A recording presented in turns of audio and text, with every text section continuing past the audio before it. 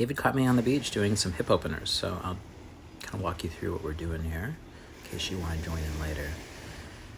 I'm first lacing my hands over my shin to just start to bring some movement to my SI. And then doing some bigger movements to really start to open the hips. And then I'm coming into a supine pigeon. And then I'm adding, this is kind of just a real interesting thing. I don't really teach this in class, but I'm adding a little bit of an ab and starting to mobilize the other hip. And then adding even more excitement to that supine pigeon. And then I'm going to go do that same thing on the other side. You'll notice how just wonderful, while I'm doing this, obviously I'm not teaching, I'm not talking, I'm breathing, and I'm really zeroing in on the sound of the waves, which were just so fulfilling and so luscious.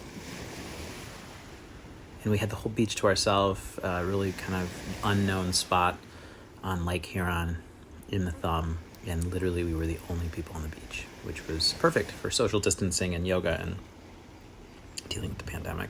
Then I go into a happy baby, and I'm just really continuing that opening of my hips. You can see my belly there. Definitely yoga's for every size body. I've definitely gained some weight over the pandemic, and here I'm going into a supine twist. After I've opened my hips, I've loosened my lower back.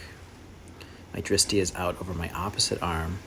And then I'm adding a quad stretch, the everything stretch. So good. So you're getting your hams, your calves, your quads, everything. Yeah.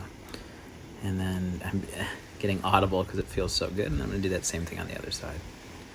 This was just kind of a quick stretch out. I would suggest holding all of this a lot longer and breathing through it if I was teaching this in a class. But this was just me really just opening up, stretching out, feeling better in the moment after laying and reading a book on the beach and just wanting to add some movement and partake in this beautiful lake.